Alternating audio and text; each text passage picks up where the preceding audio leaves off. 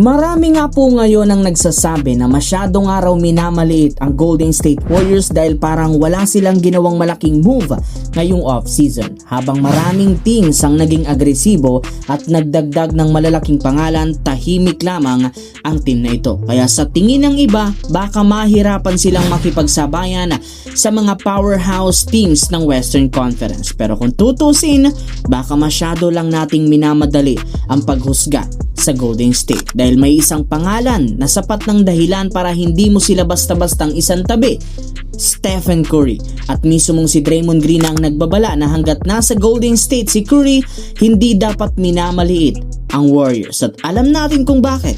Ilang beses na nating nakita kung paano kayang baguhin ni Curry ang takbo ng isang laro. Kahit anong quarter, kapag nagsimulang uminit ang kanyang kamay, pwedeng bumaliktad ang momentum. Kaya habang nasa Golden State pa si Stephen Curry, hindi pwedeng basta-bastahing isang tabi ang team na ito. Pero ngayon, hindi lang naman si Curry ang dapat nating bantayan dahil may isang malaking reinforcement ang inaabangan pagdating ng second half ng season: ang pagbabalik ni Jimmy Butler pagkatapos ng All-Star break. Malaking bagay nga ito para sa Golden State dahil kapag bumalik si Butler, magkakaroon sila ng isa pang player na kayang gumawa ng sariling tira, mag-create ng play para sa kanyang mga kakampi. So habang maraming tao ang nakatingin sa off-season moves ng ibang kupunan, unti-unting nabubuo ang Golden State. Dito nagiging mas interesting ang kanilang frontcourt dahil piniri rin na lang panatilihin at pabalikin sina Kristaps Porzingis at Al Horford, at ito ang part na hindi masyadong napag-uusapan dahil kapag sinabi mo Warriors, ang unang pumapasok sa isip ng karamihan, small ball shooting at si Stephen Curry. Pero ngayon, mayroon silang dalawang big man na kayang maglaro sa loob at labas. Dito papasok ang Twin Tower.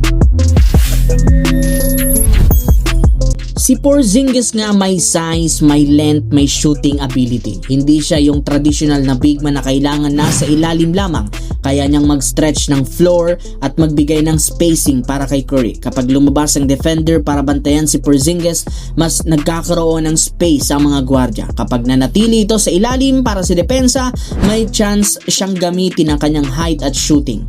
Tapos nandyan pa si Al Horford, veteran, experience, sobrang versatile. Hindi niya kailangan maging leading scorer. Kayang niyang mag-screen, mag-rebound, mag-defend, magpasa at magtira kapag open. Kapag pinagsama mo silang tatlo, biglang may size ang Warriors na hindi natin nakasanayan sa kanilang usual lineup. Hindi ibig sabihin twin tower sila buong laro. Pwede silang mag-adjust depende sa matchup. Small ball kapag kailangan ng speed, twin tower kapag kailangan ng size. Kapag bumalik pa si Butler, mas maraming option ng Golden State. Kaya as of today, mas naiintindihan natin kung bakit hindi dapat basta sabihin na walang ginawa ang Warriors. Yes mga idol, tahimik sila. Pero hindi ibig sabihin na wala silang importanteng pyesa.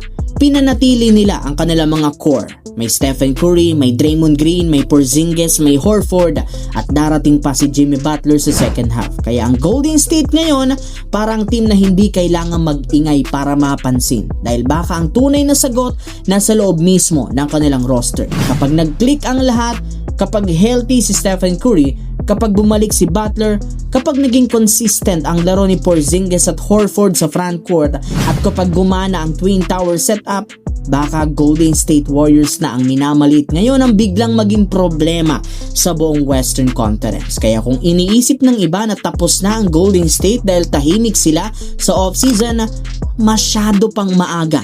Dahil hanggat nandyan si Stephen Curry, may dahilan para maniwala. At ngayon, may dagdag pa silang size, experience at firepower. Curry, Butler, Porzingis, Horford, kung mag-click ang kombinasyon, secret weapon at magiging tinik ang Golden State Warriors sa Western Conference.